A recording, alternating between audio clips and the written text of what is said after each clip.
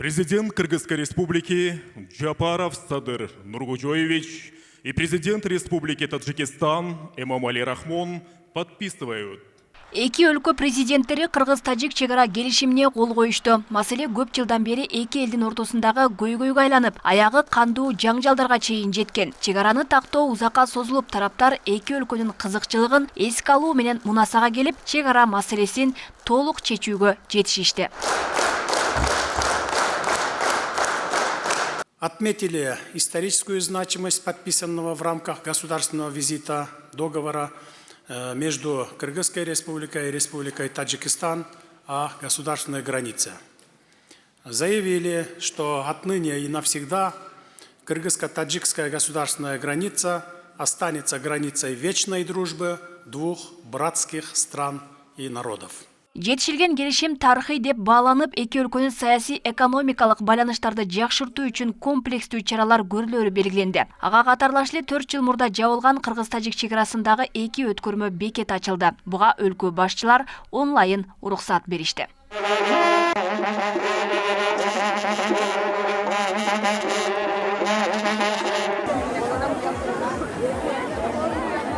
Биз Тажикстандан Успара району Кыргыз кышлагынан келдик. Мана туугандарыбызды көрдүк.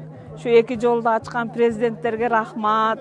Ушинтип бизди жолуктурушты. Мана нече жылдан бери көрбөйт эдик тууган уруктарыбызды, келиндерибизди, укаларыбызды. Чоң рахмат, силерге да рахмат. Кыздарды баткенге бергенбиз.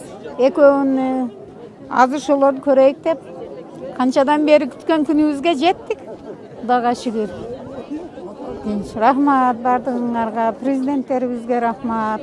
Ушунчалык элди түшүнүп, бири-бирибизге катташты, дагы жол берип койгондорго рахмат. Анда Баткен районундагы Кызыл Бел өткөрмө бекети эл аралык деңгээлде, ал эми Лейлек районундагы Карагач бекети эки тараптуу болуп ачылган. Калган Кулунду, Карамык, Бордобө бекеттерин ачуу этап менен ишке ашат. Эки өлкө ортосунда жалпы 5 өткөрмө жайы бар. Мындан сырткары Кыргызстан менен Тажикстандын ортосунда эки тараптуу 16 документке кол коюлду. Алар айыл чарба, өнөр жай багытында кызматташуу документтери. Ага улай эки өлкө ортосунда эки авиа каттам ачылат. Бишкектен Душанбеге жана Коженке авиа каттамдар коюлат. Тараптар саясий, соода экономикалык, инвестициялык жана башка тармактардагы өз ара алаканы өнүктүрүү үчүн тиешелүү чараларды кабыл алууну сүйлөштү. Көптөн бери көйгөй болуп келаткан чегара көйгөй чечилди. Өзүңүздөр көргөндөй, эки президент ошо чегара боюнча келишимге бүгүн кол коюшту.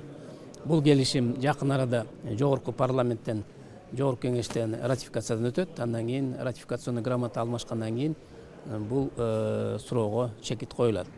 Ошондуктан бүгүнкү визит бул биринчиден тарыхый визит, экинчиден болсо бул боло турган визит, анткени эки мамлекет кошуна жашагандан кийин кызматташтык, бири-бирине катнаш, бул естественно боло турган процесс да.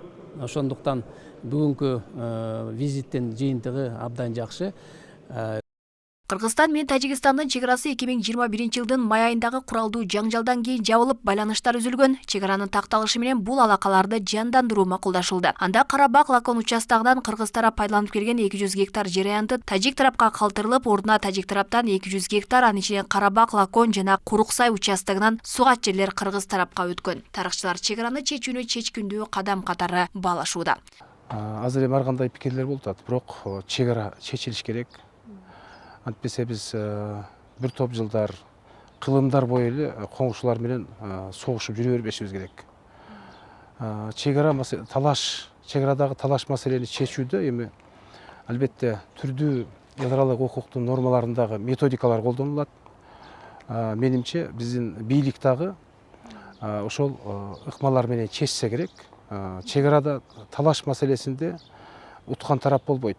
Же тең чыгуу деген, башка айтканда баягы тең бөлүштүрүп, келишим менен же болбосо тигил же бул тарапка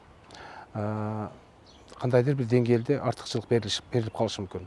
Кыргызстан менен Тажикстан ортосунда мамлекеттик чек аранын жалпы узундугу 1006,184 чакырымды түзөт. Анын ичинен 519,9 чакырым чек ара сызыгы 2011 жылга чейин такталып, өкмөттүк делегациялар тарабынан бекитилген. Ал эми калган 486,194 чакырым тилкеси акыркы 3 жыл ичинде такталды. Алмагүл Эркебай кызы, Адилбек Абдакимов, Ош ТВ.